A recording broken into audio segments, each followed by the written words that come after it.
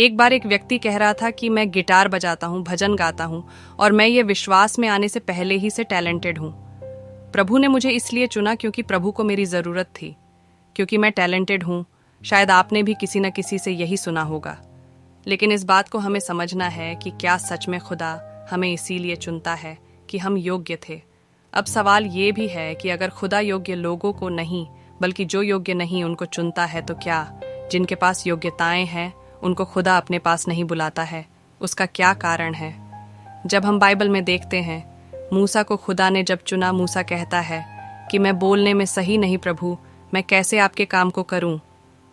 हालांकि वो अपने समय में पढ़ा लिखा व्यक्ति था, लेकिन वो समझ चुका था कि वो सारी योग्यता खुदा के कामों के सामने काम की नहीं। पौलुस के पास भी बहुत योग्यताएं थीं, लेकिन वो सब उन सब को कूड़ा के समान समझता है। आज यदि कोई व्यक्ति जिनके अंदर कोई भी योग्यताएं नहीं प्रभु के पास आता है, तो भी प्रभु उसे अपने काम में इस्तेमाल करता है। जैसे कि पतरस, वो एक मच्छी पकड़ने वाला था। मच्छी पकड़ने वाले व्यक्ति अनपढ़ हुआ करते थे, उन्हें उसे इस्तेमाल किया। और आज भी प्रभु ऐसे लोगों को जिनके अंदर कोई भी योग्यता नहीं, इसीलिए इस्तेमाल करता है ताकि वह इस बात को स्पष्ट करे कि जो किसी भी कार्य के लायक नहीं, वो उसे योग्य बनाता है ताकि अपनी महिमा को प्रकट करे।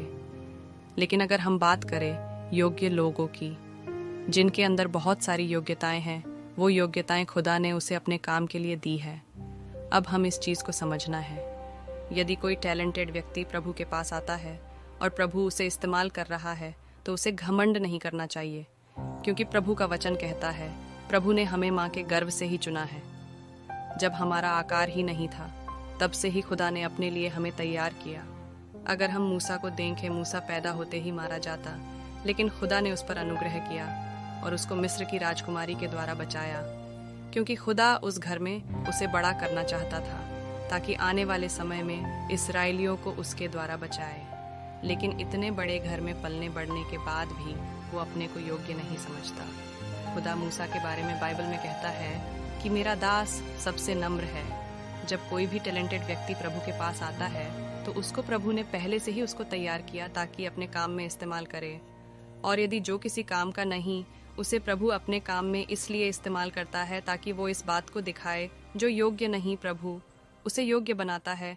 इसीलिए चाहे हमारे पास कितने भी अच्छे गुण क्यों ना हो, हमें घमंड नहीं करना चाहिए, परंतु प्रभु को धन्यवाद देना चाहिए कि उसने माँ के गर्भ से ही चुना ताकि उसके लिए इस्तेमाल हो सके।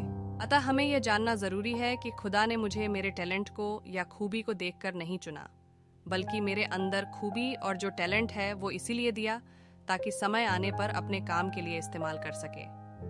तो दोस्तों, आज की इस वीडियो में आप समझ गए होंगे कि प्रभु ने आपको क्यों चुना। यदि आपको ये वीडियो अच्छी लगी तो इस वीडियो को लाइक करें और ट्रू गॉड चैनल को सब्सक्राइब करें। हम फिर मिलेंगे एक नई वीडियो में। तब तक प्रभु आपके साथ रही। जय मसीह की। अतः हमें यह जानना जरूरी है कि खुदा ने मुझे मेरे टैलेंट को या खूबी को देखकर नहीं चुना, बल्कि मेरे अंदर खूबी और जो टैलेंट है वो इसीलिए दिया ताकि समय आने पर अपने काम के लिए इस्तेमाल कर सके। तो दोस्तों, आज की इस वीडियो में आप समझ गए होंगे कि प्रभु ने आपको क्यों चुना। यदि आपको ये वीडियो अच्छी लगी तो इस वीडियो को लाइक करें और ट्रू गॉड चैनल को सब्सक्राइब करें। हम फिर मिलेंगे एक नई वीडियो में। तब तक प्रभु आपके साथ रही। जय मसीह की।